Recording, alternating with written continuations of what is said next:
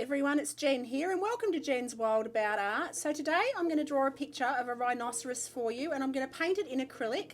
So I've started by drawing the outline and now I go into the rhinoceros with a light grey and a white colour and I just take that around the whole body.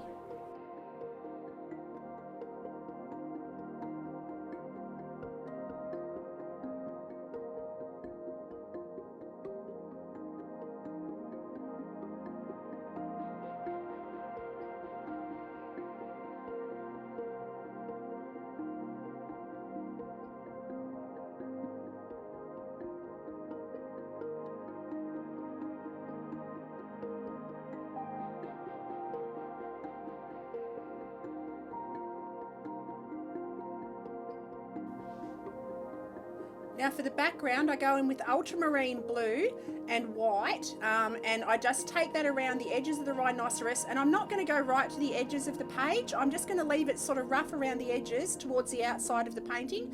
I quite like that loose effect. I quite often use it in watercolour, but I thought I'd try it in acrylics and just have it sort of soft around the edges and not right to the edge of the paper. So I continue that around the whole rhino.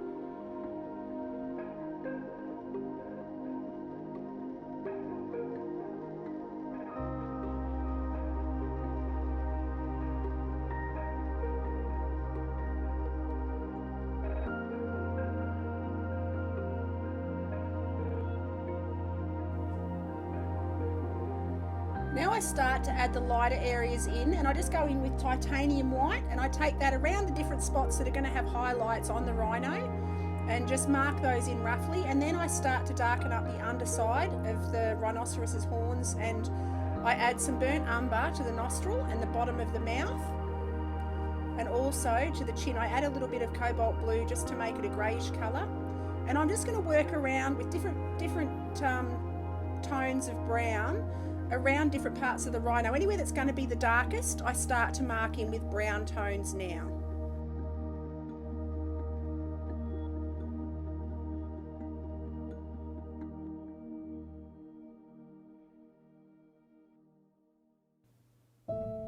Now I've marked in the rough lights and darks areas, I've just sort of blocked them in. I can start with a little bit of detail and start to really darken up around his eyes, around his nose, pop his little pupil into his eye and start to mark in his ear markings and a few of his wrinkly areas, because they're like an elephant, they've got quite textured skin. So I darken up the underside of the horns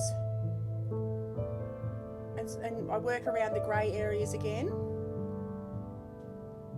And I pop a little bit of pink around his lip and his nostril because he's got a little bit of pink there. And again, I'm still building up the darks and the lights around the areas of the rhino.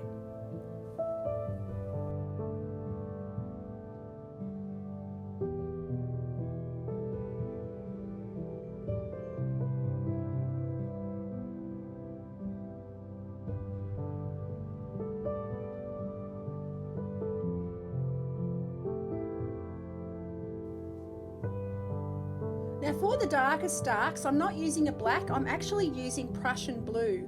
I just find blue is far less flat looking than black, but it has the same effect. So yeah, I'm using Prussian blue for his darkest areas.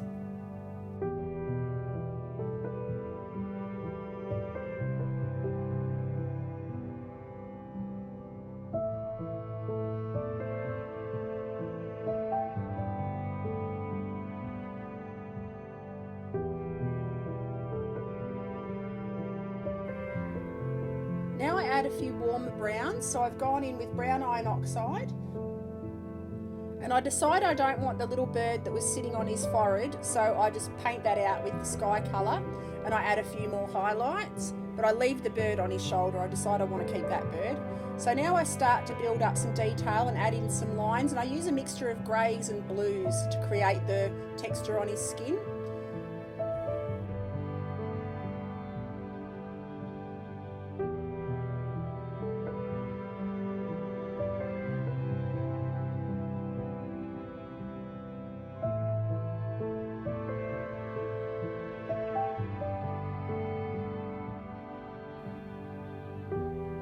Now I add in a little bit of blue and white, so it makes a very pale blue, just for some highlights around on his skin. I thought it'd be interesting to add a little pop of colour onto the rhino. And again, I go in with the Prussian blue into the darkest areas and define some lines and some shadows.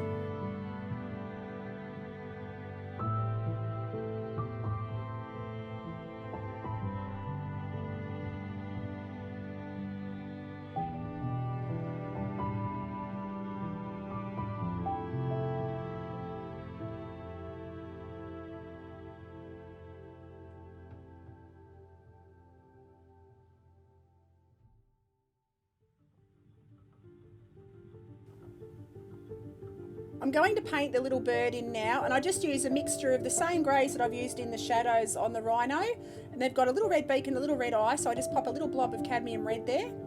And yeah, and that's, I keep the bird very simple, so there's a couple of tones of grey and just a little pip of red, and then I add some more highlights around the rhino, and we are just about done. So thank you so much for watching, everyone. I'd love it if you click like and subscribe and click on the bell icon. And also we'll have all my links below to my different social medias and my website, jenswildaboutout.com, where you can purchase my art. Yeah, so thank you so much for watching. Have an awesome day, and I'll see you all next video. Okie doke. Bye.